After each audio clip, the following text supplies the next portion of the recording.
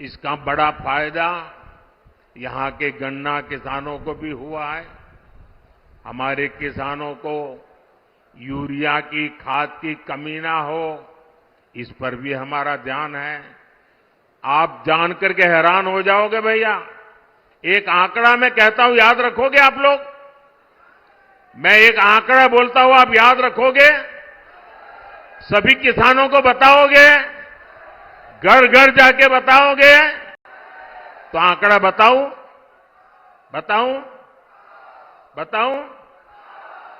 देखिए, दुनिया के कई देशों में यूरिया का एक थैला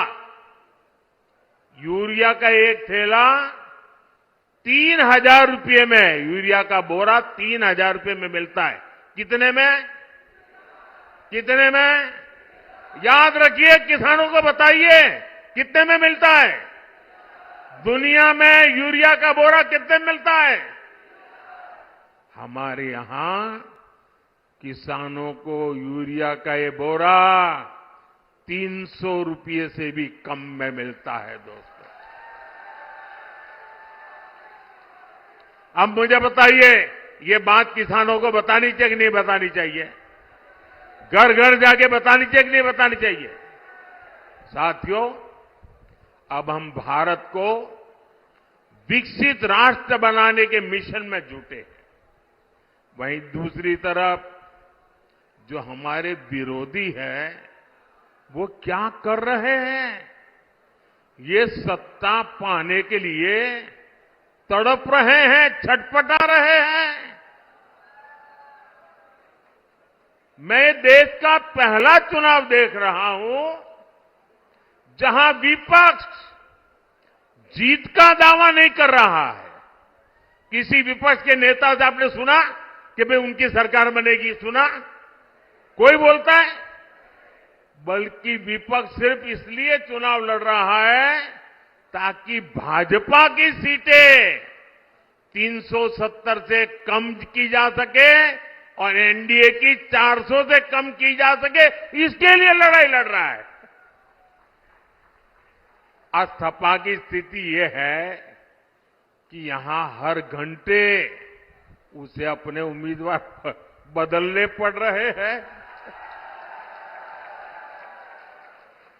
ये लोग उम्मीदवारों तक का फैसला नहीं पाला रहे।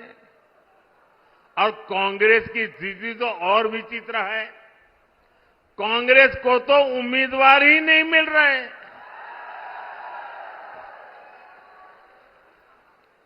जिन सीटों को कांग्रेस अपना गढ़ मानती थी, वहां भी उसे उम्मीदवार उतारने की हिम्मत नहीं हो रही है।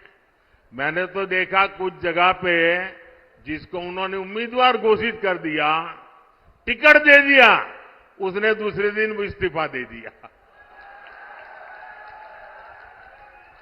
यानी इंडी गठबंधन अस्थिरता और अनिश्चितता का दूसरा नाम बन चुका है। इसलिए देश आज उनकी एक भी बात को गंभीरता से नहीं ले रहा है। और मैं उत्तर प्रदेश को तो, क्योंकि यहां के लोग बहुत जानकार है, समझदार है, आपको याद होगा पुराना, यहां उत्तर प्रदेश में 2 लड़कों की जो फिल्म पिछली बार फ्लॉप हो चुकी है, उस 2 लड़कों की फिल्म को इन लोगों ने फिर से रिलीज किया है।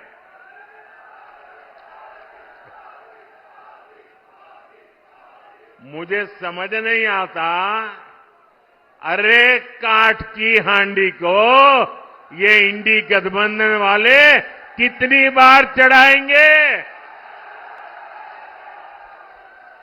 साथियों, कभी जिस कांग्रेस ने आजादी की लड़ाई लड़ी थी और कैसे बड़े बड़े दिग्गज कांग्रेस के साथ जुड़े हुए थे, महात्मा गांधी का नाम जुड़ा हुआ था, लेकिन आज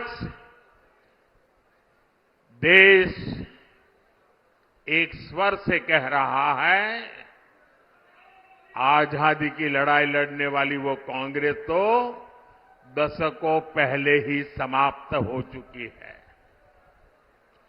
अब जो कांग्रेस बची है, उसके पास ना देश हित में नीतियां हैं और ना ही राष्ट्र निर्माण का विजन। आपने देखा होगा, कल कांग्रेस ने जिस तरह का घोषणा पत्र जारी किया है, उससे साबित हो गया है कि आज की कांग्रेस आज के भारत की आशाओं, आकांक्षाओं से पूरी तरह कट चुकी है। कांग्रेस के घोषणा पत्र में वही सोच झलकती है जो सोच आजादी के आंदोलन के समय मुस्लिम लीग में थी। कांग्रेस के घोषणा पत्र में पूरी तरह मुस्लिम लीग की छाप है और इस मुस्लिम लीग वाले घोषणा पत्र में जो कुछ हिस्सा बचा खुचा रह गया, उसमें वामपंथी पूरी तरह हावी हो चुके हैं। कुल मिलाकर कांग्रेस इसमें दूर दूर तक नहीं दिखाई देती है। ऐसी कांग्रेस 21वीं सदी में भारत को आगे नहीं बढ़ा सकती। साथियों, आपने मेरा काम देखा है। हर पल देश के नाम, और मैं आपको कहता हूं 24/7 फॉर 2047।